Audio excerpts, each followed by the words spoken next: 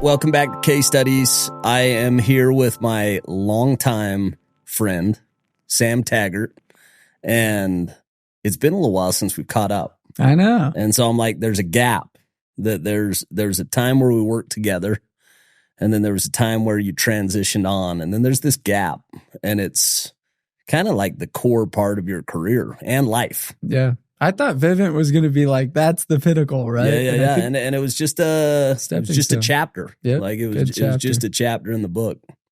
And so can't wait to dive into it. This is like, out of anything that is near and dear to my heart, is the career that you're kind of central in. Like you've kind of established yourself as the category expert of door-to-door sales, kind of on a national level.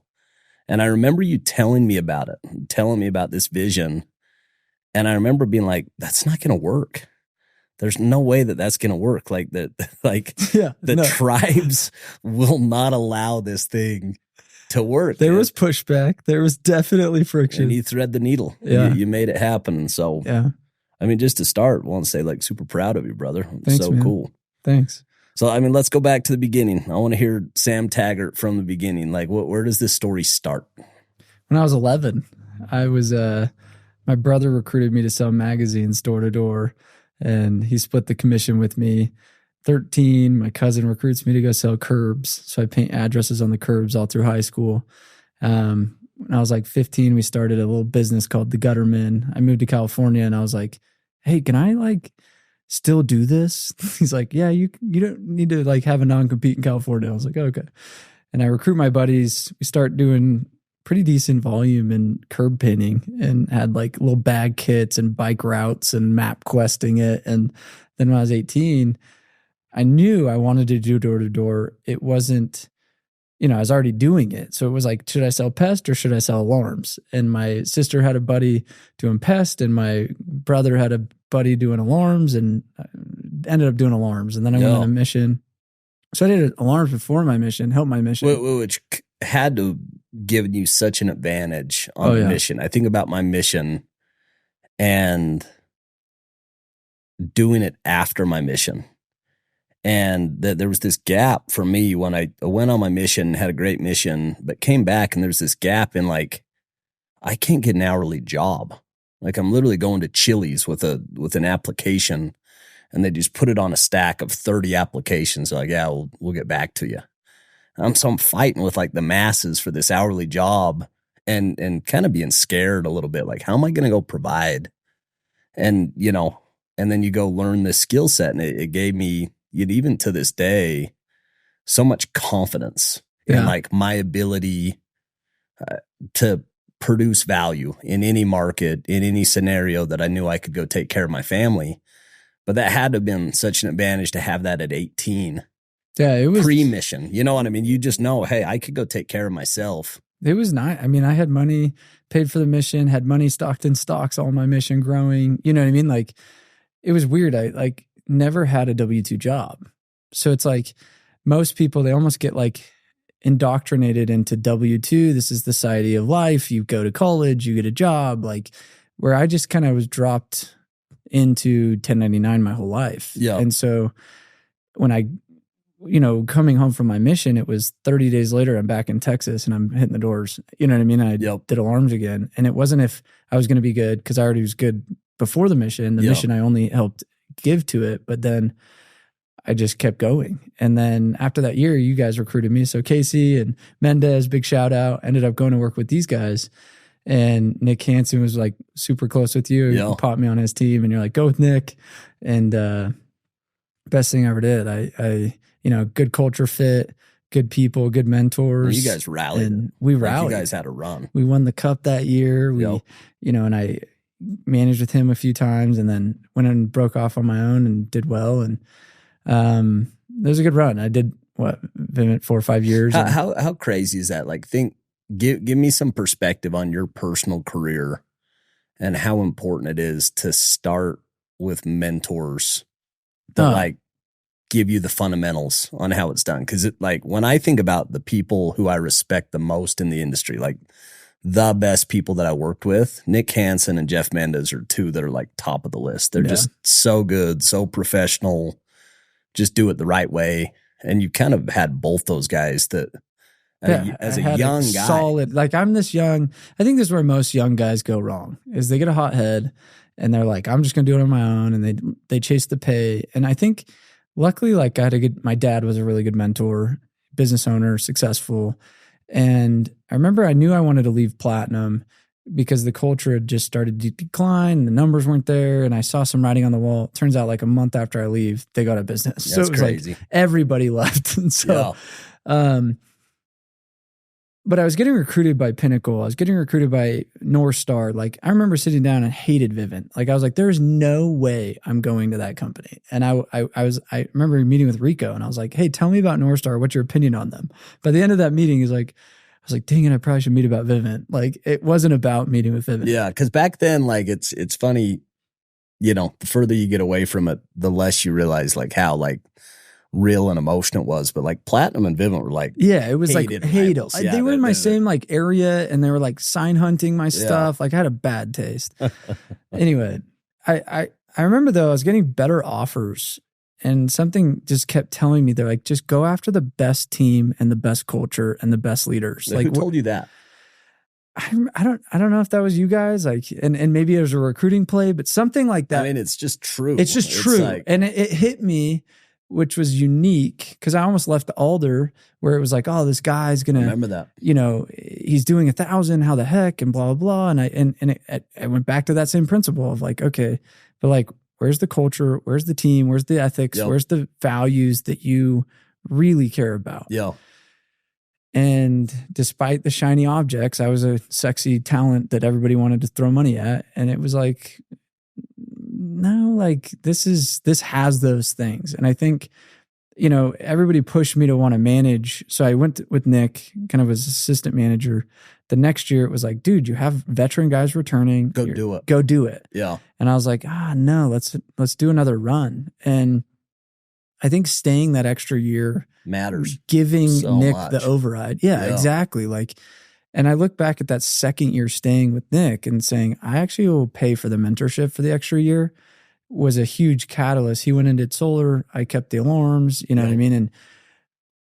But I was just like, I think too many people try to grow too fast and don't have the patience to say, okay, dude, at its own time, line upon line, precept upon precept. Sure. And they go start their own solar dealer. They go start their own thing. They go run a team. And I'm like, bro, that's going to just like invest in the leadership, the mentorship, the coaching. And I've taken that principle on steroids. I've paid hundreds of thousands of dollars for masterminds and coaches and different events and things like that since then. And I think that's helped accelerate me to get where I'm at now. And so I think that chapter at Vivint was a pinnacle foundational piece. But then I I leave Vivint, get into solar, wanted to stay in Utah. So talk to me a little bit about those last couple of years at Vivint, because you did some things that, no one does. Like the one that I remember, and this is, it's iconic because how hard it is. There's one person every year. You were the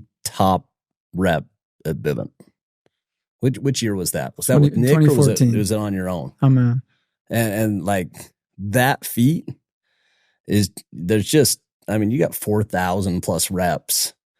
And to go do that, I think my best year, I was top 10. But the gap between number 1 and number 10 was like 100 accounts. I think Jordan Williams beat me by 100. So like that, it was kind of like it's got to be something you're so proud of. Yeah, I mean, I think you kind of take it with you forever, like these. It's like an accolade. It's like I won the World Series and you can like wear that ring. Yeah, but I even think about like, for me, like when I finished my first summer in Des Moines, how like still to this day, something I'm really proud of. Yeah. Because it was so hard. And I think about managing my first real team in Austin. And like, again, like it's like something that I look back to and say, I laid it all on the field that year. I did everything within my control to be excellent and do a great job. And it's those building blocks that give you the confidence you go do something bigger in the future. And that was it. I love that you said that because I couldn't agree more. It's like, I was the sixth man on the basketball team most of the time. I was the 5'10" white kid. Like, I never got the hottest chick. You know what I mean? Like, it was like growing up, you have these imposter insecurity, deeper issues. And I think it's that not was even growing up. It's like all of us. We still deal with it. If there's anything that, like, you know, the older you get, the more you start unpacking this stuff. Yeah. And it's like, we have like these self-limiting beliefs that just don't serve us well. And you know what I mean? I never saw myself as the number one guy. Even up until like a week before being number one, I'm like, oh, somebody passed me. Like, I'm not going to be number one. Yeah. Like, you know, and I was kind of, you wanted it. I wanted it. Like, it was for it. Yeah. Like I was like, oh, of course. But I was like, I never even like, it never settled in until Ty Bastion calls me. Is like, bro, I got to go home, having a baby. You got it in the bag. Because there was no one else even close. And you guys were going toe to toe. Yeah. It was like, he kept tailing and he was pacing and catching up and he wanted it. And I was like, yeah, you can have it. Like, kind of one of those things, like, I don't deserve it. You got it. Like, you're going to just like give it to him. Yeah. He calls me and I was like, oh, wait, does that mean I can go home? Like, I did it. Like, and I remember that moment of just like, oh, I was the guy. Like, I'm the one. Yeah. And, you know, that's a big moment.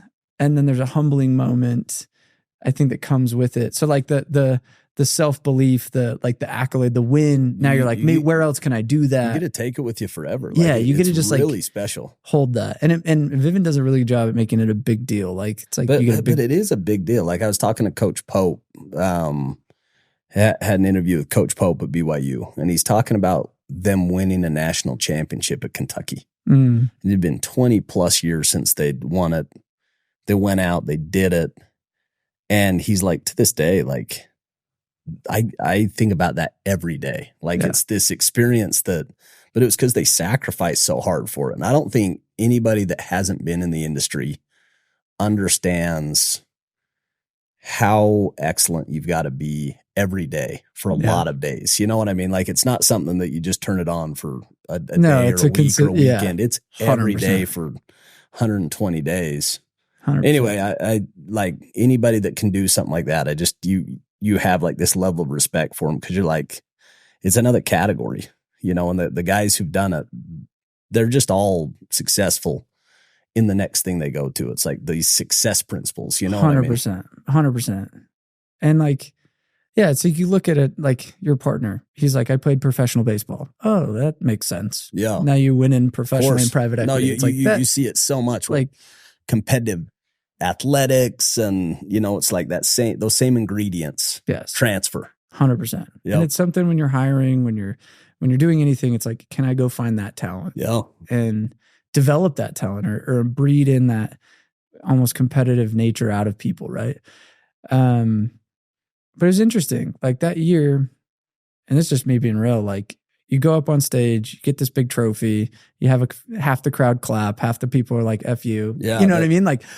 They're sitting there going, I was supposed to be up there, you know, whatever. Yeah. Like, and then you sit down and then everybody's like, all right, next award goes to, and you're just like, oh shit, like now what? Yeah, that was always kind of one of the things that I don't want to say was a downer for the industry, because I think it's just life. I think there's people who are happy for you and there's people that aren't. You know what I mean? And I think for me, naturally, I'm a people pleaser. I want people to like me. Yeah. And so I think you know, it's taken me time to realize, like, not everybody's going to like you, and that's okay. Yep. That you just have to kind of be completely good in your own skin with just who you are. And if they like you, they like you. And if they don't, they don't. But that's their issue. That's not your issue.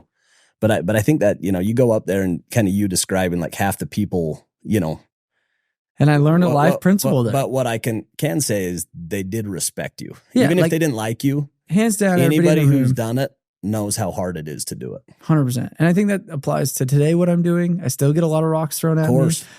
I think anybody that's moving at a fast pace that's winning in life is going to have that feeling. And then I realized in that moment, I'm sitting at the table, meeting with my team, have the trophies on my table or whatever. I think I had like 7 different trophies or whatever.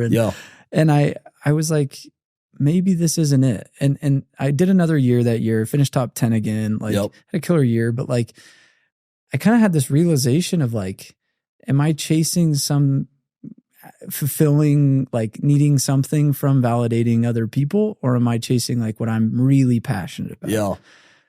And then it transitioned me into this like kind of life journey, which is always going to come with hiccups and bumps. And, it was like this, what gives you real fulfillment and satisfaction? And you always think like, oh, once I get the Lambo, once I get the number one spot, once I have X, and you start to like realize that's not what it's about. Yeah. It's like, those are huge moments of self-confidence. They're huge things to push for. But like, if you make your life all about that, and I think I kind of moved into the over obsessive You spectrum. thought those things would make you happy. Yes. Yeah.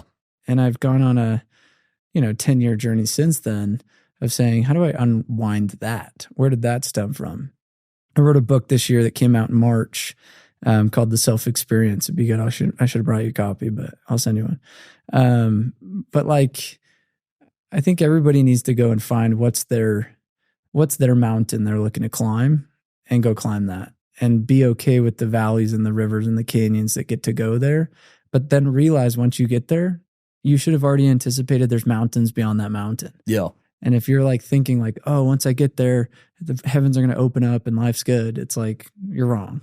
And I went on I became the VP of sales of a solar company, and then that shit the bed. And then I went to another solar company. You know what I mean? Like, there was this like transitions of like looking for, I wanted more of a whiteboard to play on. Yeah. Vivint didn't give you much of a whiteboard. It was more like, you're a Very soldier. structured. Yeah. You're a soldier, plug into our system, win, make money. Yeah. There it is.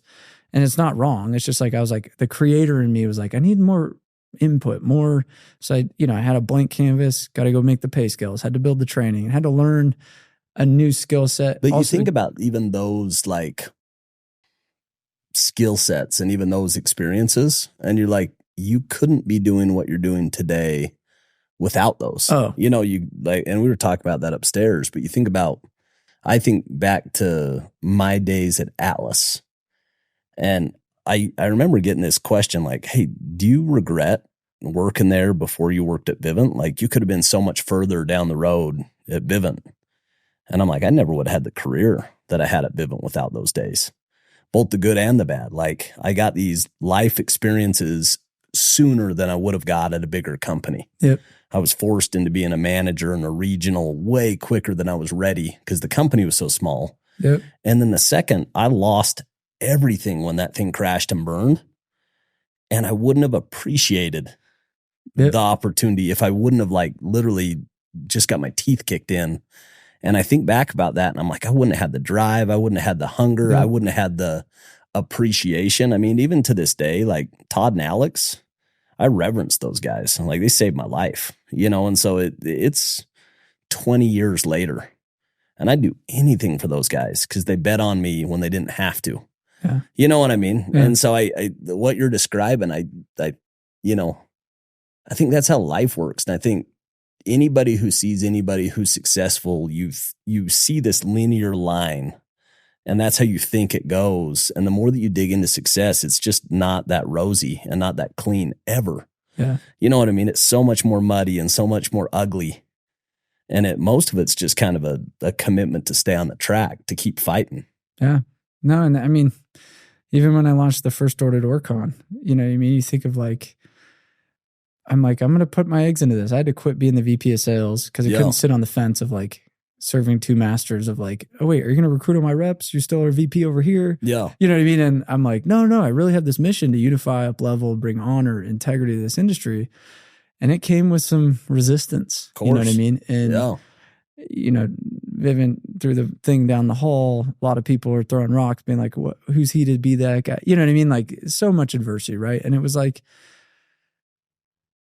I'm like, anything worth having and like any good, true mission should come with all this shit. Oh, of course. But I even think about, I remember you sat down with me, and this is 6 or 7 years ago, and just kind of like to counsel, to go get some advice. Yeah. And I was like, don't do it. Like, I'm hearing you describe it, and I'm like, that sounds like a dumpster fire. Like, you're going to position yourself in the middle of all of this, like, and people are going to trust you, like with the reps and like, to me, in that, you know what I mean? So I feel like I'm like, have a sincere heart, and I'm like giving sincere feedback, You know what I mean? And I was just wrong. You went for it and you know, it turned into what you wanted.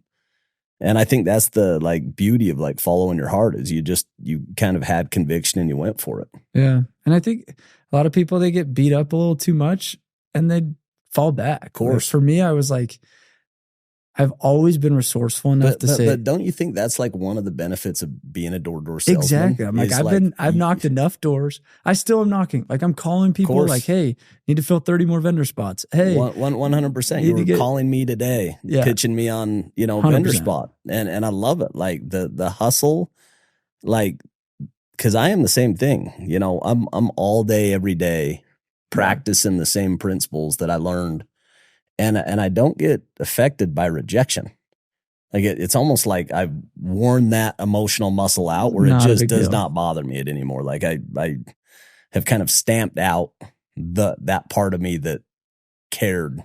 And you wonder like the skill set of that, like stamp out your rejection. It's the gold. Yeah, I don't know if there's anything more important than like being okay with failure. I took my kids to sell hot chocolate on Saturday night at the Tree of Life. Yeah. And I was like, you guys need to go, you know, and there was like a lull, right? And I'm like, go out and start knocking. And I just remember my 7-year-old daughter running down this hill. She went 100 yards away, poached some random dude and was like, he's coming. And just like to see her face and then to see the other kid going and being like running all the way out to this one guy. And he's like, he said he'd think about it. He might think about it. You know, he's like looking at me and I'm just like, good for you. I'm like, he got an I think about it objection and he's hopeful right now.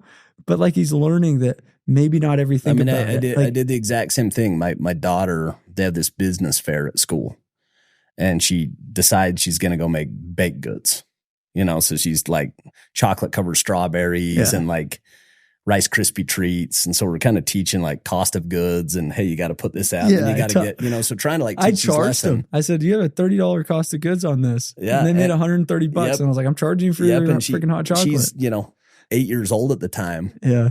And then I'm going through that process with her of saying, hey, we can do two things. We can either set up a booth and we can like let people come to us, or you could put it in a wagon and you could take it to them.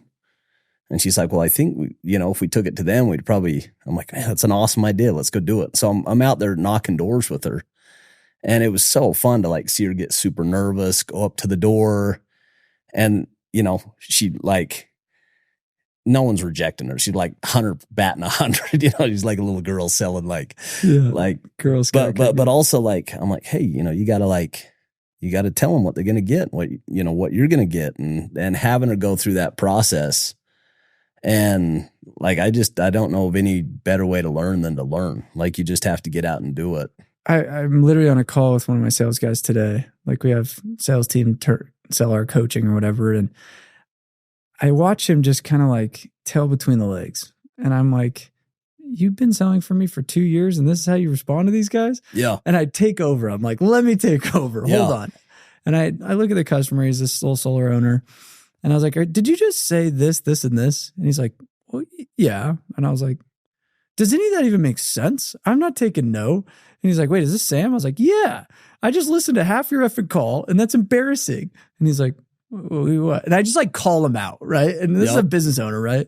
And I was like, no, this is what's going to happen. And at the end of it, he's like, I feel like I'm watching your training right now. And actually, he's like, I was like, go buy because this is how good we are. And this is what we're convinced on. And I was like, this is what we're doing. And I just looked at my sales guy. I was like, bro, like, it doesn't feel good for getting rejected all the time, but you don't have to get rejected all the time. Yeah, you got to believe in yourself. And I think so often we don't learn that skill of like diminishing the rejection, but then that self-belief of like, what I got is like the coolest thing in the planet. I'm following your lead. You're the expert, and what you're describing is that. It's like when you step onto that phone, your certainty and your conviction that I will deliver for you, that it's never going to be, this exchange isn't going to be one-sided. You're not going to pay me and get less than I give. I'm going to give you so much more than you give me.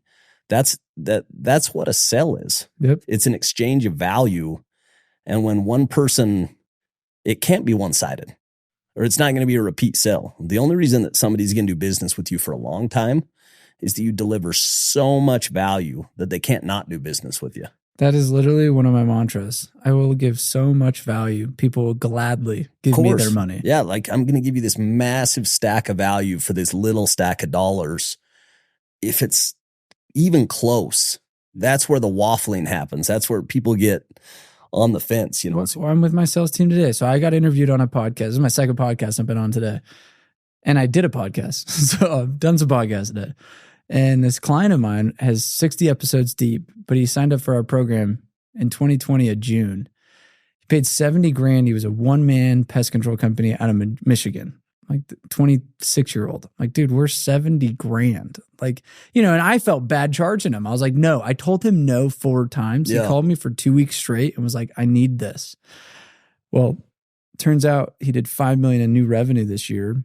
100 sales guys, you know what I mean? He followed everything to the T.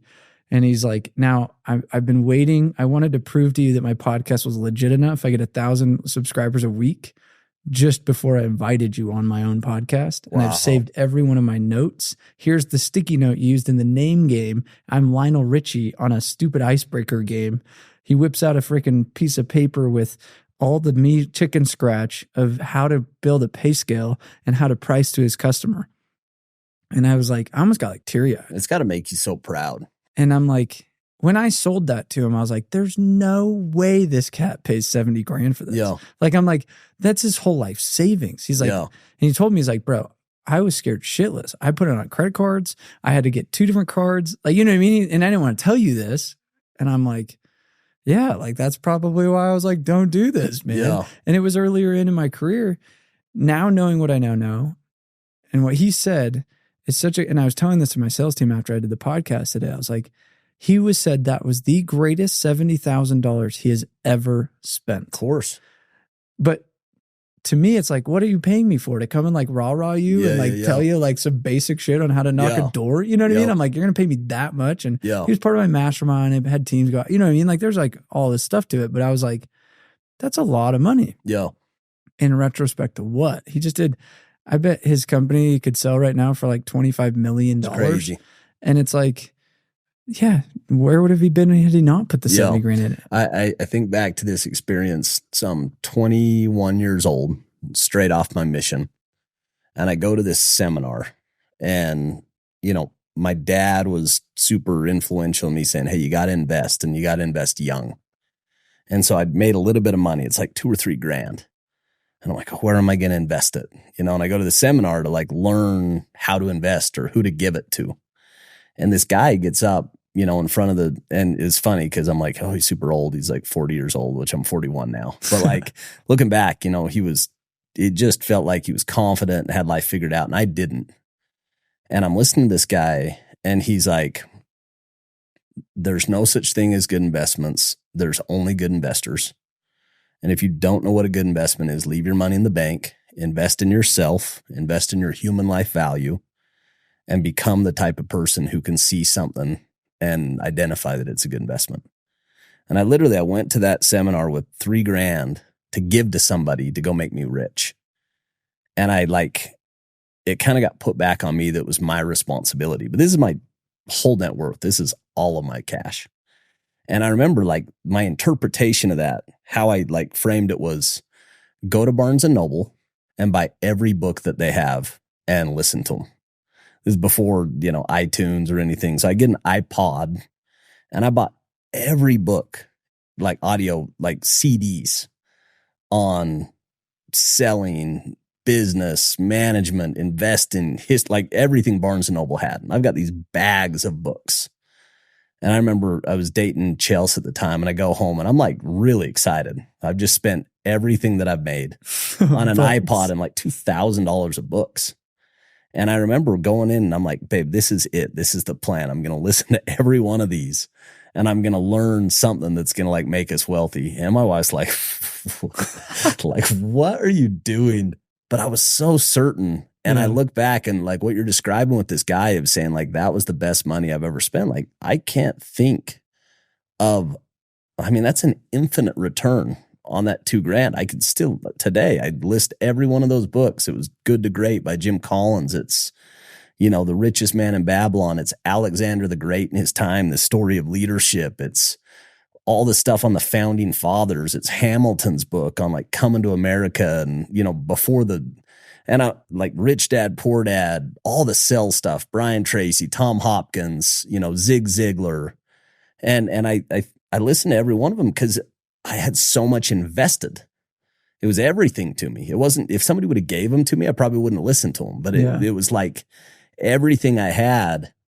And I think about that principle of like, when you invest in yourself, that is the best dollars you could ever spend, because your ability to create value, that is the engine that goes and drives all economic value. You know what I mean? We had one of my sales reps, she's new. It's her second week. She gets off a call today and she's like, what do I do? This kid literally has nothing to his name. He's calling his parents to see if he could buy the training. I was like, well, that's cool. But I was like, I would say this when you get on the call with them again. Be like, I won't let your parents pay for this. I would rather not do the deal unless you showed me how you're putting some of the skin in the game. I said, walk away. And I said, ask him this question: did his parents pay for his college or did he pay for it? Yeah. And she's like, well, why do you ask that? I was like, oh, it's probably a 50-50 answer. I don't know. I was like, who in here had their parents pay for their college and I was like, I don't know. And I was like, the difference between the parents paying for kids' college is they take it for granted. They might be that kid that, of course, and it might be the kid that just parties every day and doesn't care about their grades, but their parents are over here striking checks every quarter. Yeah. And I'm like, maybe he takes a loan from his parents and he has a payback plan, but you need to put that in writing with his parents. And I said, if he doesn't learn the principle of that self-investing early and putting skin in the game, like you paid for the books. And I think too many people, they're like, let me cheat the system. Let me get the free this. Let me buy like just the YouTube, like that free mentality. Yeah, it just doesn't work. It doesn't work. Well, and also like, I remember I'm 27, 28 years old and had money invested in Vivint, and Blackstone came and bought Vivint. So it was like the first time where I got like this exit, kind of this multiple 7-figure exit, kind of $7 or $8 million. And it was kind of this weird time where I'm like, I worked so hard, for the last 5 years to get to this point, and then it's just here. And Todd Santiago, he was the CEO of 2Gig at the time. He ended up kind of coming and being the chief sales officer, chief revenue officer at Vivint. But he gave me this book by Clayton Christensen called How Will You Measure Life? So good. And I remember reading this book at this time where I was like really moldable. And he talks about what you value. And his definition of value, it just, for some reason, the way he put the words and how he articulated it just resonated so much with me. But he said, you value where you spend your time, where you spend your money, and where you invest your emotional energy. And I think about those three things, and I think about what you're describing with this kid, and it's like, if you don't have real dollars and real time and real emotional commitment to something, you're never going to value it. You know what I mean? But if you do, you're showing with like your most precious resources. Yep. This is important to me. And it's always something that I've, specifically with education from those early days of spending $2,000. And you were describing this, hundreds of thousands of dollars on mastermind groups and education and things to go grow personally. You probably office here simply due to proximity. I think originally that was that was the point. Was you've got Todd Peterson that's a billionaire, you've got Ryan Smith that's a billionaire, and you got Dave Hunter that owns the building, multiple tens of millions of dollars of net worth, and I'm like, I want to be around these guys. Yeah, you paid a premium probably to say, I need to be here. Yeah, I want to be around these guys and just like hear what they talk about, because you're talking about different stuff than somebody that's making $20 an hour. It's a fully different conversation. But I think about for myself, I've spent hundreds of thousands of dollars, whether it's going to Tony Robbins or whether it's going to Harvard or whether it's, doing these different executive programs to go try to build my human life value, to build that capability to go create value in the marketplace. And it's this common theme that I see from people that perform at a really high level. You take LeBron James, and I think it was like he spends over $1 million a year on fitness and health, from trainers to cryo to massage to nutrition but he's looking at it saying, my body is the asset, like, and it has to be able to perform at a high level. And he allocates resources that somebody else would be like, that's such a waste, that's so much money to waste on yourself. But for him, it's a complete investment. You know what I mean? Yeah. And it was the summer I was number one rep. I'm watching ESPN and they're doing this thing on Tiger Woods. And they're like, oh, he's working in the bunker with his chipping coach. And I was like, what? Tiger Woods has a chipping coach? It's mother effing Tiger Woods. Yeah. I'm like, what? He is the coach. He is the coach. Yeah. I was like, who's coaching Tiger Woods? Yeah. And that's like, I was at the same time simultaneously getting pitched on coaching. Like one of those dudes online that's like, hey, you need a coach. And I'm like, I don't even need a coach. I'm freaking the top rep right now. Like, what do I need a coach for? Like, in my ego, right? And then I'm like, Tiger Woods as a coach. And I'm over here like, he's the number one. He has a coach. I'm number one. I should have a coach, right? I think you got to be really careful because there is a lot of wolves in sheep's clothing. You know what I mean? And so, like, my personal conviction is you got to be so careful who you take advice from. No, and this is like good counsel. It's like there's a coach, and if they call themselves a coach and talk too much, they're not a coach. They just know how to ask the right questions. Good coach is somebody that's just like, I can just poke and pry and pull out the answers from you. Yeah. Then you have an advisor that's like, hey, let me advise you based on a pretense or, and then you have like a mentor. It's like, look what I've done and let me give you a roadmap based on my history. Right. Yeah. And I think like we often convolute those three. Oh, for sure. And it's like, you can have a coach, an advisor, and a mentor. And I'm actually not a great coach. Like a lot of people are like, oh, Sam's my coach. I'm like, I'm not a coach. I'm like more of a consultant. I'm like, here's the frameworks, here's tools, here's things to do, playbooks, go implement. I don't want to sit here and like, I'm not patient enough to ask real good questions, but there's super value in a coach.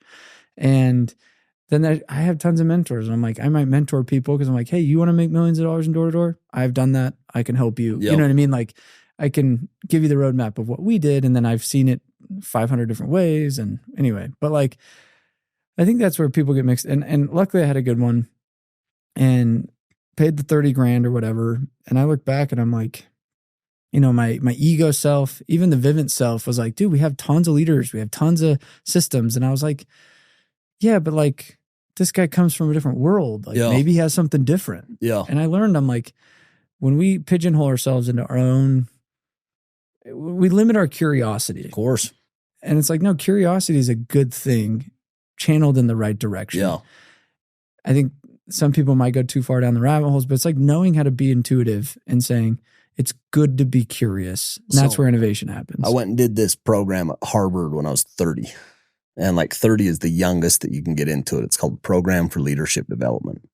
And this guy who ran it's this guy named Michael Tushman, who's like this, tenured professor at Harvard, kind of an expert on innovation.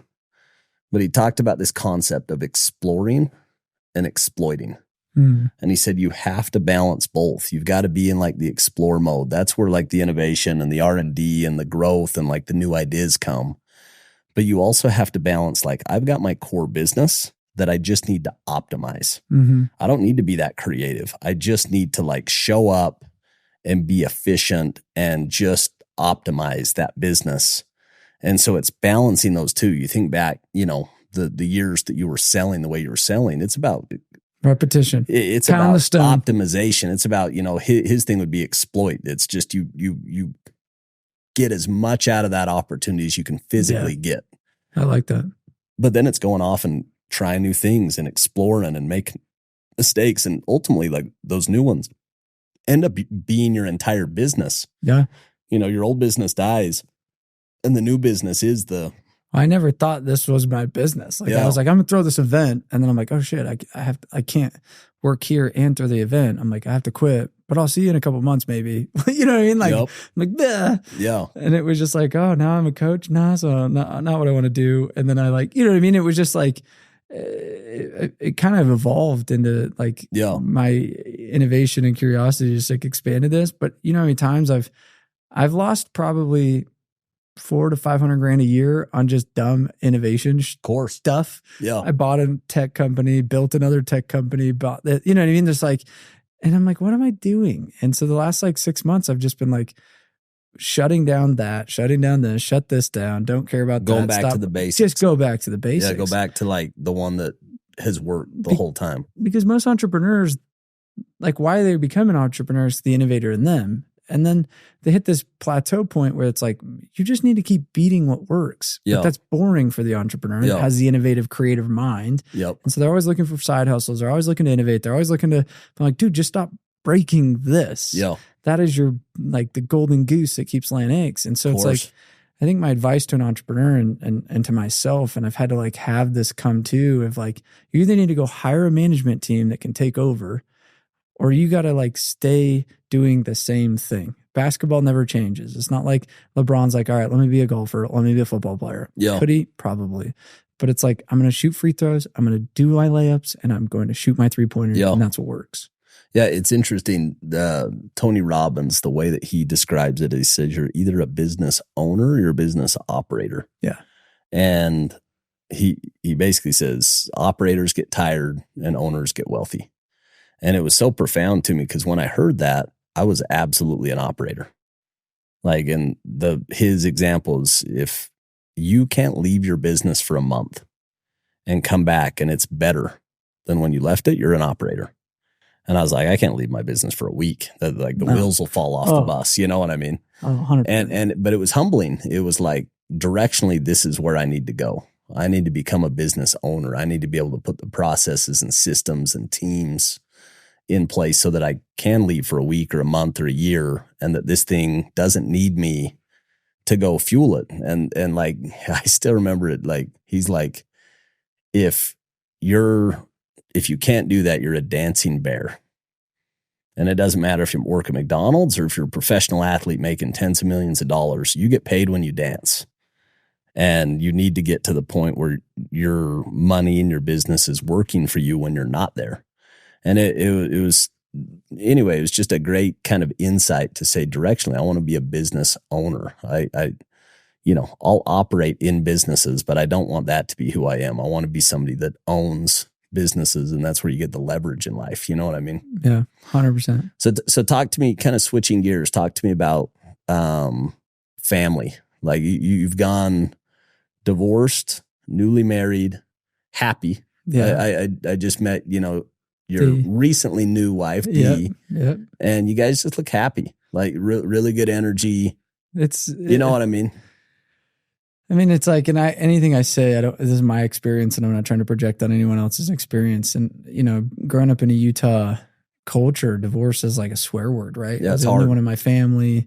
I was the only one I really knew, like, I'm like, where do I go with this? And I remember it was like, that's not what you do. But after 6 months after getting married, I was like, this was a mistake. Like, you know what I mean? It was just like early and like not a good compatible fit. Right. Yeah. And I get with any relationship comes challenge, but I'm like, you shouldn't have to go to 7 years of counseling and 5 different counselors. And it's like always a fight. You know what I mean? I'm like, shouldn't relationships meant to be like fun? Happy. You know what I mean? Happy. Yeah. Like I want to come home to like my person. And I never really had that. And there were good times and moments and windows, but like, anyway, got to the point where I was like, I'm choosing happiness over just like commitment on this. Like there's not a world where I see her and me happy together. And I had to make a hard decision. And it kind of led to a mantra of mine that I've adopted in other things, which isn't a bad mantra. It's change the team or change the team. You know what I mean? It's like you can either evolve and motivate and people can adapt, or sometimes it's okay to change the team. Yeah. And it works with employees, it works with whatever, right?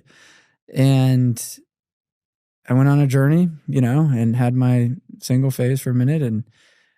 But I really was meticulous about drawing up what does the next chapter of relationships look like. And, it had been easy to get sucked into single life. But I really do value family. I have 3 girls. I want a good mom for that. You know what I mean? I want a good stepmom for them. Yeah. I want to progress. And I feel like having a good marriage or partnership is a key piece in progression. Yeah. So what's the difference? Like what's the difference? Like where are you different and where, is Dee different? Like, Because obviously, like in any relationship or in any outcome, you got to look back and you got to take like full personal responsibility and say, this is where I was off and this is where I can be better the next go around. But then also like, what is it that, because you guys look really happy. I think a big piece is like when you get married right after a mission, typically you tell a story.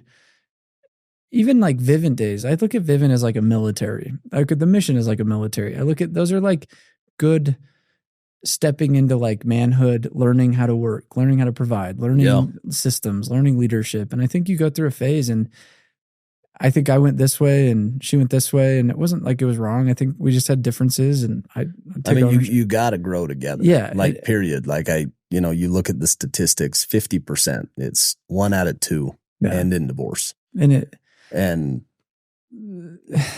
so the advice, like this is where if you're thinking about getting married, looking for your person, gone through a divorce, is designing like really what are your value systems in your mission, and then really designing. I wrote a full 2 pages of like this and that. This is what I'm looking for. They have this love language, and I started dating this girl, and I'm like, it's not it. I had to dump her, and I was like, sorry, didn't communicate. Like, and I started learning. I was like, and then I redrew, and I drew 4 pages, and I was like, is it bad for me to be this specific? Like, I need something that, and I almost felt guilty. I'm like down to the nose, right? Like, I'm like, they have this, and they enjoy these hobbies. They have, and I almost felt like people would come to me and be like, are you looking for a unicorn? I'm like, yeah, like I don't think it's a unicorn. I'm just designing. I think there's somebody that's my person. Yeah.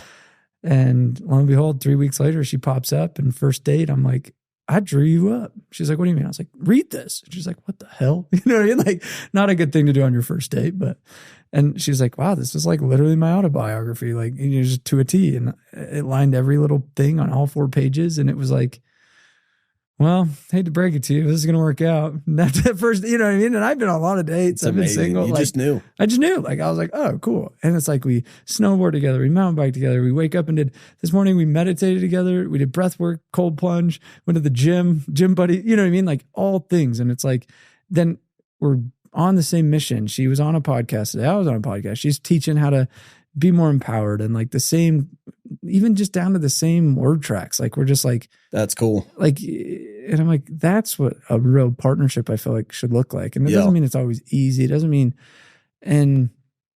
but I was very, very intentional about designing that. Like, I'm like, how do I, like the lifestyle design, it's like the element of like, I want to wake up every day and be like, what's my health look like? What's my relationship look like? What does my business life look like? And I did this with business. Like we had a highlight reel last night. We did our Christmas party or whatever, our thing. And they played a video of the year. And I was like, is this a travel video? Like, is this like, what is this? Like, and it was us. We went heli skiing in Canada, to South Africa, to Tahiti, to Scotland, to Bora Bora. Like we literally went to all over the world. And I designed my job to do what I love, to help people, to travel, to provide an amazing experience with high vibe people. And I was like, this is what I do for work. Like I get paid. That's so cool. You know what I mean? And I was just like, I designed it that way. Like, and I think when you like, somebody asked me like on the podcast earlier today, he's like, what do you feel like your greatest accomplishment is? And I was like, honestly, it's like intentional living and alignment. And I think, I was chasing this like need to be liked in Vivint and win the accolade. If I do this, I'll get the gold star. And I think lately I've just been like, what is costing me my peace? And can I do things to dissolve that? And what brings me my peace? And can I design my life around that? So what is it?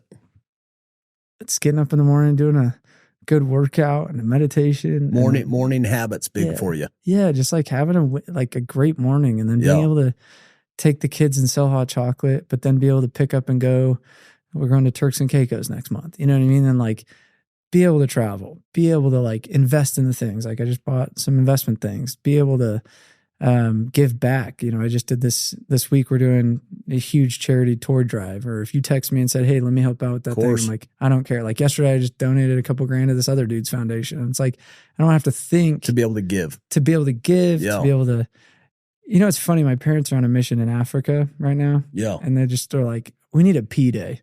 So like 3 months later, they're in a year mission in Africa. I was like, that's what you call the P-Day? They're like, it's like, my mom's like, yeah, I need a break. And so, it's just funny. Like they pick up, move to Sierra Leone, the second poorest place in the world. It's incredible. And they're 4 hours out on a dirt road, and they're the only ones in the town with a generator. And they're just serving. And I get their emails. I woke up this morning at 5 and I'm reading my mom's email, and I'm just like, how exciting is that? Like they've figured it out. No, that's the good stuff. Yeah. Like I'm know what I mean? I'm so jealous. Yeah. To be able to go like live it on your terms. Yeah. And I'm like, you wanted a P-Day. So 3 months later, you're living in Africa. That's amazing. And I'm like, I think we get so caught up in this rat race of like, of course, we're chasing, we're needing, we're busy, and you just forget. Like, she's like, I was talking to him about Pirates of the Caribbean, and none of them knew what that was. And then Harry Potter, none of them knew what it was. I'm like, most of them don't have phones. And she's like, their life conversations and problems are just family, community. What do we eat today? You know what I mean? Like It's simple. And we both went to Africa, and we've done these different charity things. So cool. Every time you're like, I'm going to go save these people. And you're like, damn it, we need it way more than they do. You know what I mean? Like, so talk to me about faith. I know you've been on kind of a faith journey yourself, and you're talking about parents that are on a mission, and talk to me about kind of where faith falls in your life these days, and how do you go like get connection and purpose and meaning to your life? That's been an interesting journey too. I grew up LDS, still would call myself quasi LDS. I don't know, call myself a Buddhist, call myself a Christian, I think I'm looser on the lines. And some people will be like, you have to be in or out. I'm like, I don't know. That's how I roll. That's what I'm choosing. I went to the LDS church 2 weeks ago and to non-denominational on Sunday. Yeah. And I've had but it's obviously important in your life. Oh, for sure. Like connection and meaning and purpose and spirituality. I mean, you're not going to an LDS church and a non-denominational church if you're not every day checking a box of connection and purpose and meaning. It's had a whole different meaning. I think the issue was I grew up checking boxes. Yeah. And it was more of, what is the letter of the law? What does the book say?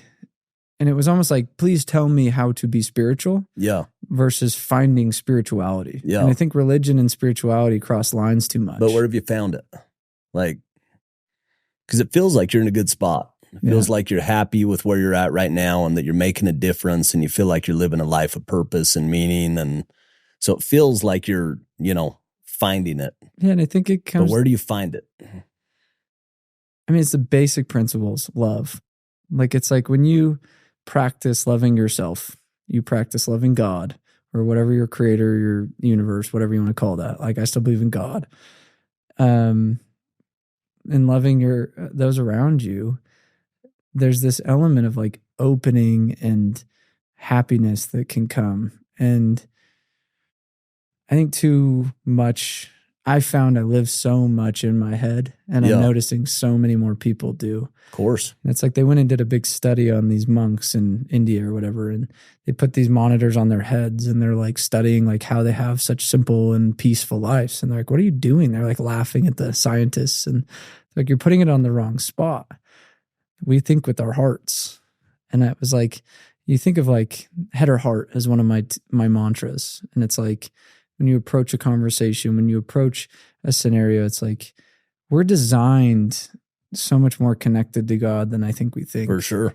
And it's like, if God is eternal and we're built to be gods, it's yesterday, today, and tomorrow. And I think that there's so much more like story of Christ. It's like, well, that was 2,000 years ago. And it's like, I'm a firm believer in Christ, but it's like, where's the Christ in us? Yeah. It's like, we're all in our own little like same story, and we're all in our own little atonements, and we're all trying to live in that at oneness with God. Yeah. And it's this practice of like, am I living in alignment with my highest self? And am I chasing, and am I drawing and attracting the people, the things, the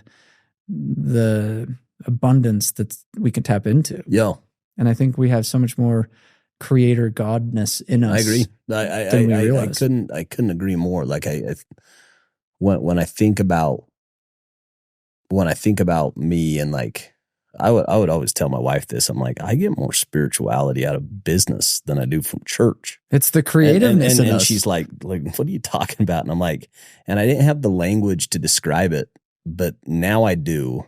And it's that I feel like I'm the closest to God when I'm growing at a high level. Like when I'm really stretched or expanded, I feel like I'm expanding, I'm growing. And then number two, when I'm serving at a high level. And I think about the times where I'm like in this like flow state or in like this connection where I'm like, and it's when I'm serving where I'm like pouring my heart into what I'm doing and the people that I'm doing it with. And you think about business, I don't know of too many like environments where you can truly serve people. Yeah. You know what I mean? When you're training and when you're listening and when you're challenging and when you're mentoring, you really are serving at like a really high level.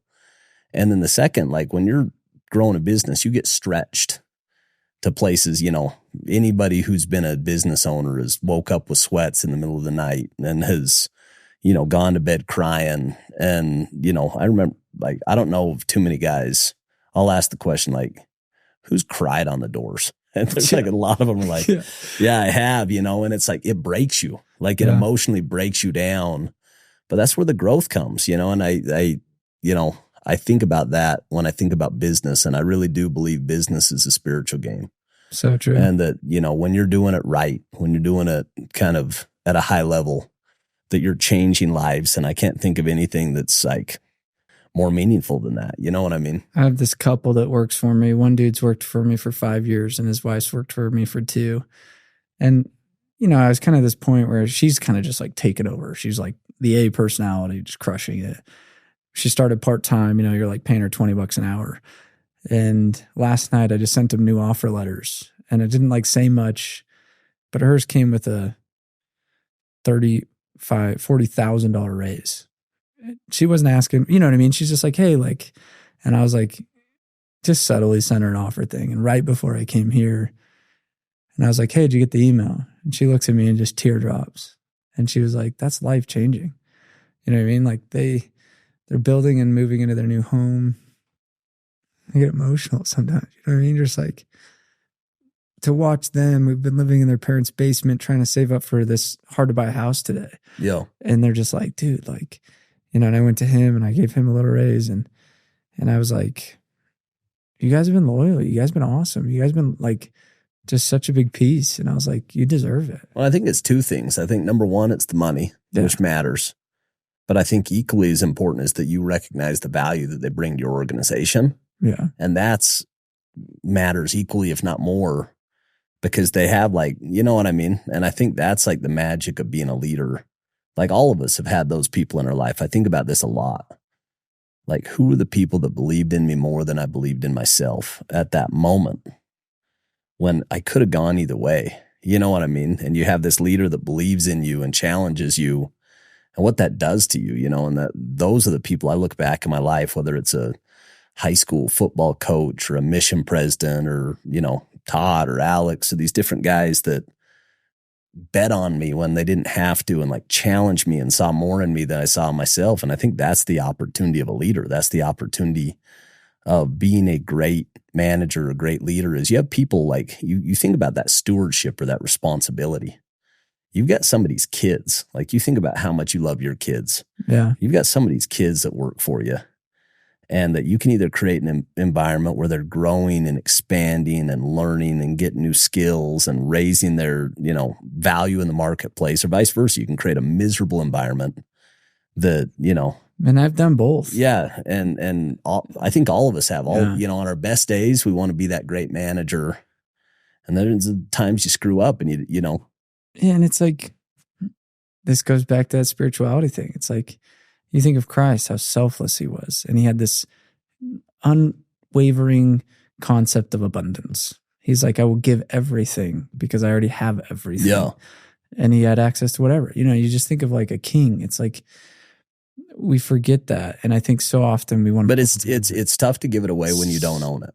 So you know what I mean? Like there's this concept of micro giving that I, adopted 7 or 8 years ago. And it was from watching Todd. And he would always have cash kind of on him. And he would find opportunities, whether it's the gas station or whether it's, at the restaurant to tip, but not tip in like an ordinary fashion, to like surprise somebody. And I saw just this process of how he just light people up. And so I'm like, hey, I'm going to do this. And it's been something that's added like the most value out of any like little daily habit. But if it's also like, it exercises my abundance muscle. Yeah. Because when I'm completely abundant, it's very easy. I get a prompting, you should give that person money, and I act on it and I feel abundant. And then there's other times where I'm tired or I'm fatigued or whatever it is, and I get the same inkling and I grasp it and I tighten up. Yep. And when I can tighten up, recognize it, and still give, I'm working this muscle of abundance, and I show up more abundant. Like I show up with the right energy and people can feel it, and vice versa. When I'm scarce, like people can feel that as well. You know what I mean? And so it's one of those things that, the wealthiest people that I've ever met are the most generous. They're the 100%. Most abundant. They're the most giving. And the ones that are really scarce and tight, it feels like they alienate so many of the opportunities that could come into their life if they just be open and vulnerable. I've learned that lesson the hard way too many times. Yeah. So, but before we finish up, kind of, if you were talking to 21-year-old Sam, what advice would you give yourself? Kind of, if you were sitting yourself down and you could tell yourself, hey, these three things, remember these three things as you're navigating your career. Yeah. I mean, my brain went career, but then it wanted to go life and then went back to career. But they're kind of the same thing. Yeah. Like, I think too often we're afraid to say no. I think I think of my first marriage, like I wanted to back out before the wedding, but I was afraid of like the consequence of like, we booked a wedding venue and who am I going to have to let down and uninvite? And you know what I mean? That whole concept of like, your intuition is telling you, hey dude, just slow this down. It's okay. You can postpone it at 6 months and see what happens. You know what I mean? And you're just like, do I regret it? No. I love that decision. I own it. But it's like, I think so often, like I've been pressured into things that I intuitively am sitting there going, this isn't right. And you watch it happen. And then 6 months later, you're like, I knew it wasn't right. Damn it. Like, you know what I mean? How many times that happened? You're like, should have listened to my wife, or I should have listened to my intuition. I should have like everything inside of you, as much as you're like, I want that, your intuition's like, but bro, just run. And I think learning that, trusting yourself, and when the spirit inside of you, that intuition is sitting there going, it's not a good deal. It's not a good idea. It's like, I've lost so much money on dumb deals that I knew I shouldn't have put money in, or you were feeling it. Shouldn't have hired somebody. Yeah. You're like, I can't lose. Yeah. And everything inside of you is like, don't hire that person. They're not. So is it more just trusting your inner voice? Is that kind of like trust that inner voice? Like even when it's hard, even when you're like what you said, don't give them the money, or like, I think if people could learn that skill set, like that muscle of like, listen to that inner voice and trust it, even though you're like, I don't know why, a year later, you'll be like, that's why. Yeah. And it's like, if it's not this, it's something better. Rejection might be God's redirection. It's like, there's this element of like patience and being like, I guess this isn't it as much as I wanted it. Yeah. Like, you know what I mean? I think so that's one. What's number two? Invest young. I think like, you're like, I never bought a Kia. You drove like that Hummer or whatever, the Range Rover, when you're like, look at me. And everybody's like, recruit off of fancy cars. And I drove a Kia all through Vivint. I didn't buy a nice car until I left. Yeah. And everybody's like, who's this kid with the long hair and the Kia? Yeah. I was like, oh, I made a lot of money and I put it in real estate. Yep. And I think too many people are afraid to invest. And I wish I would have invested more, because you look at the last 10 years. Yeah, it's like, damn it, I wish I would have put more. I thought I did good. And I'm like, should have figured out ways to get more money to invest. Yeah. Because compounding interest from 21 to 33 is great. Yep. And then the third one is, don't obsess too much over things that really don't matter. I think like, you talk to the wise person and they're like, dude, I wasted so much time and energy and money on the wrong things. Yeah. And it's like, the younger you can learn that And the better. faster, the better. Yeah. And I mean, you're still young. I know. I mean, you're how old? 33. That's crazy. I mean, you're still so young and on this track with your career. That's just incredible. It's fun to watch. Thanks. Well, so to summarize, it's kind of lead with your heart. Yeah. Listen to your heart and follow your heart. Invest young. And number 3. Yeah, I would just say don't focus on the right priorities. Yeah. Like prioritization. And it's like, my dad taught me this at a young age. He's like, did you read your scriptures? It's like, well, no, you did this, but how come you did this? Do you not prioritize it? You know, it's just like teaching that concept of like, choose the good. Choose the good. Choose the bigger opportunity. Yeah. It's like today I spent more time doing my morning routine and like pushed a meeting because I was like, I'm prioritizing me in this moment and the energy in which I'm in right now. Not, the meeting probably didn't even matter. You know what I mean? Like it was probably something that was on my calendar. There's always another meeting. Yeah, there's always another meeting. And I think if there's a lesson that you get as you get older, it's that like the demands of work are kind of unrelenting and unending. Like there's never you could work 24 hours a day if you wanted to. Yep.